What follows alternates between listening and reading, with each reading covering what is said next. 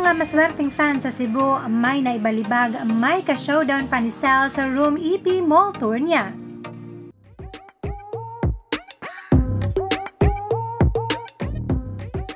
Ang swerte nga ng dalawang 80 na ito sa Cebu, nang isa ay naibalibag at nakayakap kay Style, ang isa naman ay naka-showdown nito sa Room Dance Challenge.